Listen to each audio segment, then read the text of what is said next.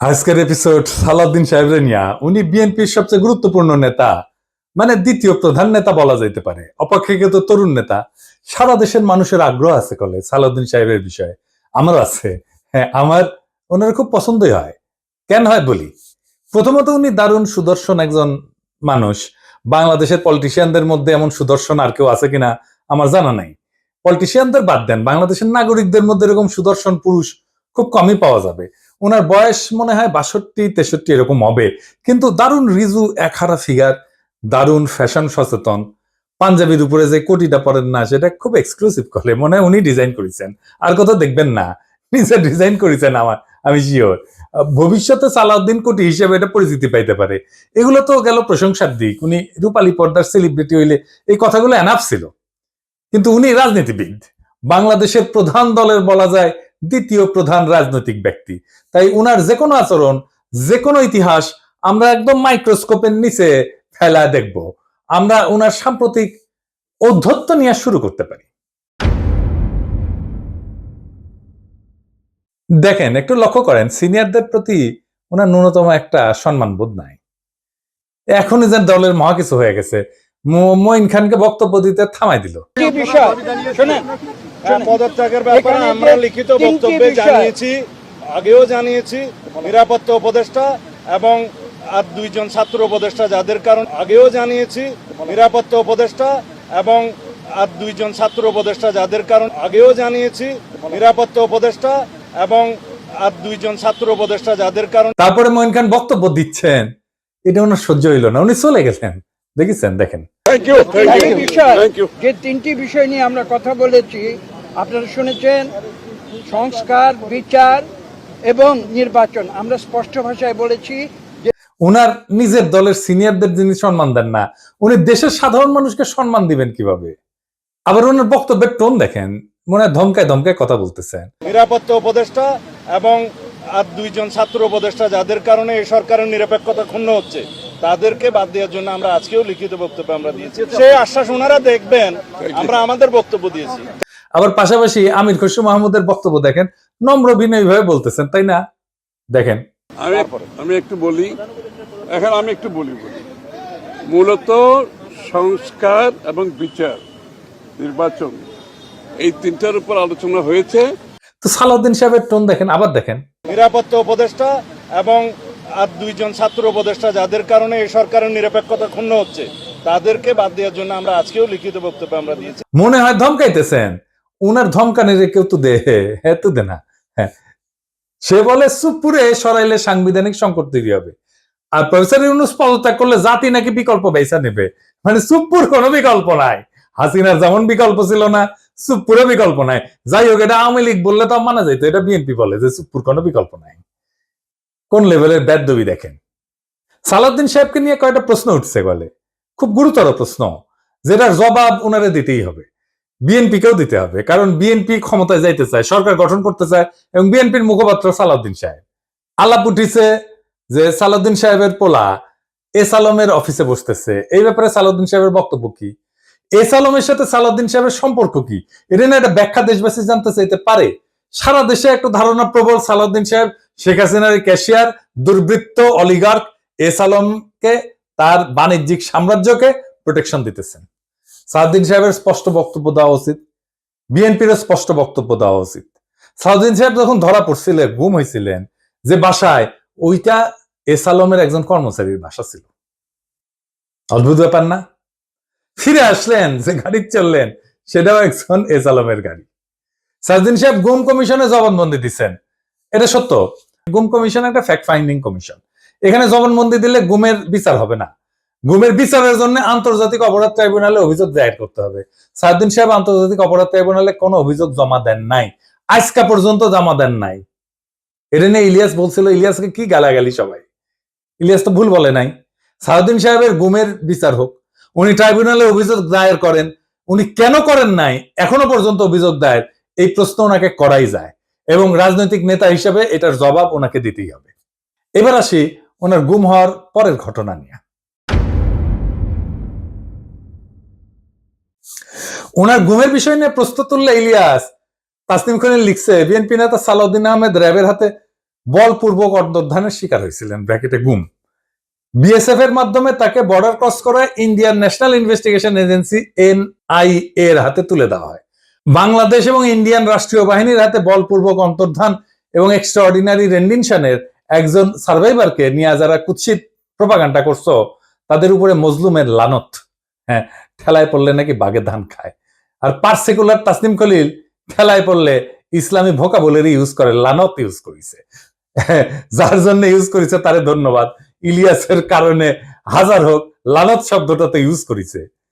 সাউদ্দিন সাহেবের গুমের বিষয়ে আমরা সবসময় কথা বলছি, সবাই, ইলিয়াসও বলছে, সবসময় ওনার পক্ষে দাঁড়াইছে, ইলিয়াসও দাঁড়াইছে। আমাদের সকলের সহমর্মিতা আছে, সমবেদনা আছে। কিন্তু গুম পরবর্তী সময় ওনার কিছু কাজকর্ম প্রশ্নের উদ্বেগ করছে, যার জবাব ওনাকে দিতে হবে, কারণ উনি পলিটিশিয়ান। যাই হোক, উনি গুম হয়েছেন, এটার কারণে ওনাকে কোনো ইনডেমনিটি দেওয়া তো সম্ভব না। সম্ভব না। যাই হোক, এই প্রসঙ্গে বিস্তারিত না যে আমরা সালাউদ্দিন সাহেব গুমের পরে কেমন মজলুমের জীবন কাটাইছেন সেটা একটু দেখি। এটা শিলং এর সানরাইজ গেস্ট হাউস। ওইখানে সালাউদ্দিন সাহেব ছিলেন, হ্যাঁ, পুরো সময়টাই। রিভিউ ভালো, ভালো প্রপার্টি, মাশাআল্লাহ। শিলং এ কেউ বেড়াইতে যেতে চাইলে থাকতে পারেন। দেখেছেন, দেখেন কি সুন্দর জায়গাপত্র, দেখেছেন। এখানে সব ব্যবস্থা ভালো। ভিতরে যেখানে সালাউদ্দিন সাহেব দর্শনার্থীদের লুঙ্গি পরে দেখা দিতেন, সেটার ছবিও আছে, মিলাই দেখে নিয়েন। অতি আনন্দময় সফরের নিশ্চয়তা দিলাম, বিফলে মূল্য ফেরত দেওয়া হবে। আমরা কলে এই সানরাইজ গেস্ট হাউস কোনো পয়সা করে দেয় নাই বিজ্ঞাপনের জন্য, ফ্রি করলাম আর কি। পরিবেশটা সুন্দর না, কোনো হইচই আছে? হ্যাঁ, নাই। এখানে কিন্তু পুরো সময়টাই কাটাইছেন। উঠিছেন মে মাসের 2015 সালে। তার 2 মাস পরে ডেইলি স্টার এই রিপোর্টটা ছাপে, তিনি কেমন আছেন। এটা একটা বিলাসবহুল গেস্ট হাউস, রিপোর্টেই কইছে। 4টা বেডরুম, উনি 2টা রুম ভাড়া নিছিলেন, কিন্তু থাকতেন একাই। দেখেন রিপোর্টে বলা আছে, অন্তত এই রিপোর্টে তাই বলতেছে। কিচেন আছে, খুব চমৎকার ড্রয়িং রুম আছে, ফায়ার প্লেস আছে, সবুজ লন আছে, পিসের সবুজ লন, এটা দেখে দেন। এইটা সে লাইব্রেরি আছে, বার আছে, তাতে মধ্যজাতীয় পানীয় আছে। ভালো। সাদিন সাহেব একা একা খেলেন, হাঙ্কার এনে দিয়েছে, খাবেন না, কিছু করলাম নাহিনি। তাইলে সাদিন সাহেব একটা কথা কই, যে সত্যেন্দ্রনাথ দত্ত আছে না, ওনার মদিরা মঙ্গল নামে একটা প্যারোডি আছে। ওই যে ডিএল রায়ের বঙ্গ আমার জননী, আমার ধাত্রী, আমার দেশ, একটা গান আছে না, ওইটা দিয়ে এটা একটা প্যারোডি বানিয়েছিলেন, মদিরা মঙ্গল। উনি কইছিলেন, মদ্য আমার, পানীয় আমার, শরাব আমার পেগ, কেন কোম্পানির নজর দিল গো, কেন হলো গো ডিউটি পেগ। মানে ডিউটি বেড়ে গেছিল তো উনি মনের দুঃখে এই প্যারোডি লিখেছিলেন। তারপরে লিখেছেন, নিরামিষে যকৃতটা শুধু বৈরাগী সম করিছে শেখ, রাগ্গি আমার, মাগ্গি আমার, ভাগ্যি আমার পেগ। হ্যাঁ, আপনাদের প্রিয় রঠা মানে রবি ঠাকুর, মানে বিএনপির প্রিয় তো রবি ঠাকুরের একটা গান বলি আর কি। আপনারা নাকি রবি ঠাকুরের গানকে জাতীয় সঙ্গীত বানাইতে পারিয়া কৃতজ্ঞ, সেজন্য ওনার একটা না বললে কেনকা করে হয়। মানে চিরকুমার সভা এটা লেখা আছে, ওরা অক্ষয় বলে একজন চরিত্র আছে, ওই গাইতেছে। ওই গাইছে কি জানেন, অভয় দাও তো বলি আমার উইস্কি, মানে ইচ্ছা, অভয় দাও তো বলি আমার উইস্কি, 100 টাকা সোডার জলে বাকি 3 পোয়া হুইস্কি। হ্যাঁ, আমাকে না একবার খাওয়ায় না সালাউদ্দিন সাহেব, 100 টাকা সোডার জলে বাকি 3 পোয়া হুইস্কি খাওয়ায়। এটা আমার উইশ থাকলো আপনার কাছে। পুরা বাংলাটা নিজে তো ভাড়া করেছিলেন, তো বাংলাদেশি টাকায় কত? 1.5 লাখ টাকা মাসে। আবার একজন পার্সোনাল অ্যাসিস্ট্যান্ট ছিল, ম্যানেজার ছিল, 2জন কেয়ারটেকার ছিল, 2জন মালি ছিল। একটা হাইলি সিকিউর্ড এরিয়া, কাছেই এয়ারফোর্সের অফিস। আর কয়া হয়েছে একটা গোয়েন্দা সংস্থার অফিস, আমরা ধারণা করি এটা রয়ের অফিস। কে রাখলো ওখানে ওনাকে? উনি অনুপ্রবেশের দায় গ্রেপ্তার হয়েছিলেন। উনি তো চাকরি করতেন না ইন্ডিয়াতে, উনি ইন্ডিয়াতে রাজনৈতিক আশ্রয় পান নাই। ওনার এই সুপার ফ্যাবুলাস লাইফস্টাইলের টাকা কে দিছে? টাকা কে দিছে? উনি আয় করেন নাই, তাহলে টাকা কি বাংলাদেশ থেকে পাঠানো হয়েছে হুন্ডি করিয়া? হুন্ডি আপনি করতে পারেন, এটা অর্থ পাচার না? এইগুলো লেজিট এবং বৈধ প্রশ্ন। আপনারা বলতে হবে টাকাটা কে দিছিল, কেঙ্কা করে গেছিল। এইবার একটা চমক, বিশাল চমক। সিট বেল্ট বাইন্ধে নেন, যা দেখবেন তাতে অজ্ঞান হয়ে পড়ে যেতে পারেন সিট থেকে। কি সেই চমক? সাউদ্দিন সাহেবের সঙ্গে দেখা করতে গেছে কিছু লোক ওই শিলং এর বাংলোতে। তার মধ্যে ছবিতে ডাইন পেশে গালে হাত দিয়া বসে আছে ব্যক্তিটা কে? হ্যাঁ, ব্যক্তিটা গুরুত্বপূর্ণ, কারণ সালাউদ্দিন সাহেবের সাথে সকল মিটিং এ তার উপস্থিতি দেখা যায়। সে ঠিক ওই একই চেয়ারে বসে, এইটা সাহেব আপনি দুটা ছবি পাশাপাশি দেখান না, দেখেন দুই সময় ছবি কলে দেখা করতে এসছে, তারাও ভিন্ন কলে। হ্যাঁ, সাউদ্দিন সাহেব এক ছবিত লুঙ্গি পরে আছে আর এক ছবিত পায়জামা পরে আছে, দেখেছেন। কিন্তু ওই বান্দা ঠিকই একই আছে, ওই চেয়ারে কে সে জন, তার নাম কি জানেন? তার নাম বিপ্লব পার্থ। চট্টগ্রামে তাকে সবাই চেনে, আওয়ামী লীগের একজন লেসপেন্সার, আওয়ামী লীগের একজন কর্মী এবং ভারতীয় এজেন্ট হিসেবে। আওয়ামী লীগের 15 বছর পুরোটা সময় দাপটের সাথে জীবনযাপন করে গেছেন। ছিলেন চট্টগ্রাম মহানগর আওয়ামী লীগের সাধারণ সম্পাদক আজম নাসির উদ্দিনের অন্যতম ডাইন হাত। আজম নাসিরের অনলাইন একটা পোর্টাল ছিল, তার নাম ছিল জয় নিউজ। জয় নিউজের সাংবাদিক হিসেবে দীর্ঘদিন কাজ করেছিল এই বিপ্লব পার্থ, মাশাআল্লাহ। কিন্তু এইসব পরিচয়ের বাইরেও তার একটা বড় পরিচয় আছে। বিপ্লব পার্থর মূল পরিচয়, সে ইসকনের চট্টগ্রাম বিভাগের মিডিয়া সেলের সমন্বয়ক। হ্যাঁ, সমন্বয়ক না, সমন্বয়ক। হ্যাঁ, এটা আবার গৌরবে ফেসবুকে ঘোষণা দিয়ে প্রচার করেছিল সে। চট্টগ্রামে চিন্ময় ইস্যুতে সবচেয়ে বেশি যে লোকটা সক্রিয়, সেটা হইতেছে বিপ্লব পার্থ। দেখেছেন মিছিলে, দেখেছেন। আজম নাসিরকে দ্বিতীয়বার চট্টগ্রাম সিটি কর্পোরেশনের মেয়র নির্বাচনের জন্য মনোনয়ন পাওয়া দেওয়ার জন্য ওই নাকি অমিত শাহর কাছে নিয়ে গেছিল আজম নাসিরকে। আওয়ামী লীগ সরকারের আমলে বিপ্লব নাকি 60 বারের বেশি ইন্ডিয়া সফর করেছে, গর্ব করে কইতো, সব জায়গায় প্রচার করতো। আর এই সমস্ত সফরের নাকি বেশিরভাগই ছিল সরকারি সফর। তার পাসপোর্ট যাচাই করা হোক, তার প্রমাণ মিলবে। ইমিগ্রেশনে খোঁজ নেন, দেখেন কয়বার গেছিল। এটা পুলিশের কাজ, গোয়েন্দা সংস্থার কাজ। কেন একজন ব্যক্তি এতবার ভারত সফরে গেল, সেটা নিশ্চয়ই কারণ আছে। অনুসন্ধান করে এই রহস্য উদ্ধার করা হোক। এতদিন আওয়ামী লীগ হইলেও, এত সাজলেও আওয়ামী লীগ সাজলেও, 5ই আগস্টের পর হঠাৎ কইরা রূপ বদল করে বিএনপি হয়ে গেছে। সব প্রোগ্রামে যায় বিএনপি। একসময় সাংবাদিকতা করলে এখন পুরোপুরি বেকার করে এবং কাজ করে না। তো শোনা যায় আর কি যে ওক নাকি রয় ঢুকাইছে বিএনপির মধ্যে এবং বিএনপির সমস্ত তথ্য ভারতে পাচার করার জন্য। এমন একজন বিতর্কিত সেন্সিটিভ লোক ফ্যাসিবাদী সরকারের সময় কয়েকবার দেখা করছে সালাউদ্দিন সাহেবের সাথে। কি কারণে? সালাউদ্দিন সাহেবকে তো কইতে হবে কেন সে সব মিটিং এ থাকে। 5ই আগস্টের পর বিপ্লব পার্থ শেল্টার হইতেছে, গডফাদার হইতেছে বিএনপির আরেক স্থায়ী কমিটির সদস্য আমির খসরু মাহমুদ চৌধুরী। দেখেন ওর সাথে, দেখেন খালি ঘুরে বেড়ায়। স্বীকৃত, এটা প্রকাশ্য এবং স্বীকৃত। অথচ গত 15 বছরে ছাত্র দল এবং যুব দল করা হিন্দু সম্প্রদায়ের প্রচুর লোক আছে চট্টগ্রামে, তারা কাছে ভিড়তে পারে না আমির খসরু মাহমুদের। তাদেরকে বাদ দিয়া লীগের দালাল ভারতীয় এজেন্ট বিপ্লবকে জন্মাষ্টমীর নাম দিয়া চট্টগ্রামের রাজনীতিতে থিতু করার চেষ্টায় মরিয়া খসরু এবং সালাউদ্দিন চক্র। ছবিতে দেখেন বিপ্লব পার্থ মোদির সাথে ছবি, দেখেছেন? মোদির সাথেও ছবি, সালাউদ্দিনের সাথেও ছবি, ইসকনের চিন্ময়ের সাথে ছবি, ইন্ডিয়ান হাই কমিশনের সাথে চট্টগ্রামের বিভিন্ন ইভেন্টের ছবি। এবার বুঝেছেন তো আমির খসরু কেন অমিত শাহের সামনে জুলকাপ্পর নাম করতে যায়? কানেকশন বুঝেন? আমির খসরু, সালাউদ্দিন, ইসকন সব বরাবর। আর আরেকটা ইস্যু আছে, সেটা হইতেছে মরাল ইস্যু। আমার স্কুলের বড় ভাই ডাক্তার ফিরোজ খুব ভালো ছাত্র ছিলেন। ডাক্তারি শেষ কইরা উনার ক্যারা উঠেছিল, উনি পলিটিক্স করবেন। খালেদা জিয়ার অ্যাসাইনমেন্ট অফিসার ছিলেন, খুব দাপুটের নেতা ছিলেন বিএনপির। শুনতাম উনি নাকি দুর্নীতি করে ফাটাই ফেলিছে।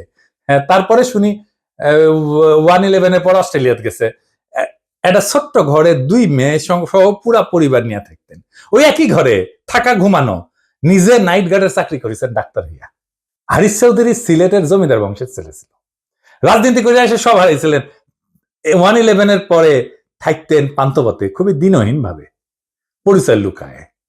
মারাও গেছেন পরিচয় লুকায়, বেওয়ারিশ হিসাবে তাকে দাফন করা হয়েছিল। নিরাপত্তার কারণে পেট চালানোর জন্য চাঁদনি চকে কাপড়ের দোকানে কর্মচারীর কাজ করতেন। সেরা পাঞ্জাবি পরতেন, রিক্সায় চড়ার পয়সা ছিল না, হাইটে যেতেন। মির্জা ফখরুল নিজেই বলছেন, এই আওয়ামী লীগের আমলে বিএনপির নেতা কর্মীরা বাড়ি ছাড়া হয়ে ঢাকায় এসে রিক্সা চালায়, উনি কান্দিছিলেন, ফ্যাস ফ্যাস করে কান্দিছিলেন। আর আপনি সালাউদ্দিন সাহেব রাজার হালে থাকেন, শিলংয়ে লজ্জা লাগে না সালাউদ্দিন সাহেব? আপনার ভারতে থাকার টাইমে সকল খরচা কিভাবে করেছেন জাতিকে জানাইবেন। ইসকনের সাথে আপনার কি সম্পর্ক সেটাও জানাবেন। জাতির এটা জানার অধিকার আছে। 1975-এ সোহরাওয়ার্দীর বডিগার্ড জয় বাংলা হয়ে যাওয়ার পরে বেশ কিছু বছর কাটাল রানী ইন্ডিয়া ছিল। সেখান থেকে বাংলাদেশে ফিরে আমাদের উপরে স্টিম লোডার চালাইছে, ফ্যাসিবাদের সাথ দিয়ে আবার ভারতে পালায় গেছে। অনেকে বলে হাসিনা পালায় যাওয়ার পরে সালাউদ্দিন নামের এই বিএনপির নেতাকে ভারত বাংলাদেশে পুশব্যাক করে দিছে। এতদিন আসতে পারেননি উনি, তারপরে 1 সপ্তাহ যায়নি হাসিনা পড়ছে, উনারে পেটে দিল। আগে পাঠাচ্ছিল না। কাকতালীয় ভাবে জীবনের বড় একটা সময় হাসিনার চেয়েও বেশি সময় ভারতেই ছিলেন। তো এই সালাউদ্দিন সাহেব ইদানিং হাসিনার মতো উদ্ধতভাবে কথাবার্তা বলা শুরু করেছেন। সামনে ওনাকেও সম্ভবত আমরা হাসিনার প্রতিবেশী হিসেবে ভারতে দেখতে পাবো। মাশাআল্লাহ। সালাউদ্দিন সাহেব, মানুষ আপনারা ইন্ডিয়ান মাল বলে, আপনি শুনেন না, কিন্তু ক্যামেরা ঠিকই শুনে। এই যে দেখেন, আপনারা কয় ইন্ডিয়ান মাল আসিছে।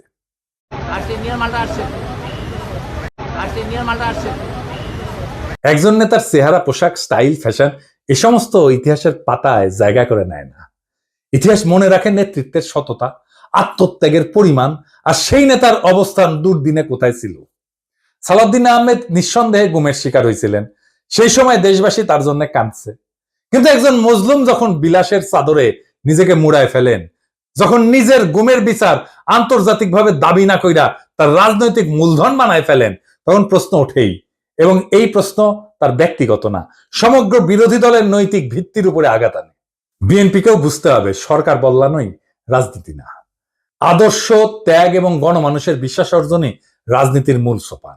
আর সেই বিশ্বাস অর্জনের পথে সবচেয়ে বড় বাধা যদি হয় নিজের দলে থাকা সদ্য ভুক্তভোগী, ছায়া সুবিধাভোগী কিংবা একবিংশ শতকের গেস্ট হাউস রেভলিউশনারি, তাহলে শাসক পরিবর্তন হইলেও শাসন ব্যবস্থা বদলায় না। সালাউদ্দিন সাহেব, আপনি যদি সত্যি গণতন্ত্র চান, তাহলে সাংবাদিকের ধমকানো বন্ধ করেন, দলের সিনিয়রদের সম্মান করেন, জাতীয় ঐক্যের প্রতীক প্রফেসর ইউনূসকে তার যোগ্য সম্মান দেন, সম্মান নিয়ে কথা বলেন। আমরা চাইলে আর একটা প্রফেসর ইউনূসের মতো ফিগার পাবো না। চাইলে বটতলার উকিল হাজারো চুপ্পু পাওয়া যাবে। এস আলমের ছায়া থেকে বেড়ায় আসেন। আর সাহস থাকলে আন্তর্জাতিক অপরাধ ট্রাইব্যুনালে গিয়া বলেন, আমি গুম হয়েছিলাম, বিচার চাই। কারণ মানুষ আর একজন হাসিনা খুঁজতেছে না, তারা খুঁজতেছে এমন একজন নেতা যে প্রহসনের মুখোশ পইরা ট্র্যাজেডিকে উপহাস করে না। মানুষ ইতিহাসের পুনরাবৃত্তি চায় না, তারা ইতিহাস বদলাইতে চায়। তাই সিদ্ধান্ত আপনার সালাউদ্দিন সাহেব, আপনি ইতিহাস হবেন না আর একটা ব্যঙ্গাত্মক পুনরাবৃত্তি হবেন। আপনি বিশাল নেতা, আমরা অতি ক্ষুদ্র পিঁপড়া, কিন্তু মহাকালে যখন আমরা কেউই থাকবো না, সেই সময় এই ভিডিও থাকবে, প্রশ্নগুলো থাকবে, ইতিহাস জানবে। কেউ কেউ প্রশ্ন জারি রাখছিল, কেউ কেউ সবকিছু মেনে নেয় নাই। এভাবে জাতি চ্যালেঞ্জ করবে সেই দলটাকে যারা আগামী সরকার গঠন করতে চায় একটা রক্তাক্ত বিপ্লবের পরে, যে বিপ্লবের আকাঙ্ক্ষা ছিল ভারতীয় আধিপত্যবাদ মুক্ত একটা দেশ। সেই দেশে যদি আবারও কারো ছায়ায় আসে সেই পুরনো ভারতীয় শকুন, সেই দলকে, সেই ব্যক্তিকে রুখে দেওয়া প্রত্যেক দেশপ্রেমিক বাংলাদেশের কর্তব্য। ইনকিলাব জিন্দাবাদ।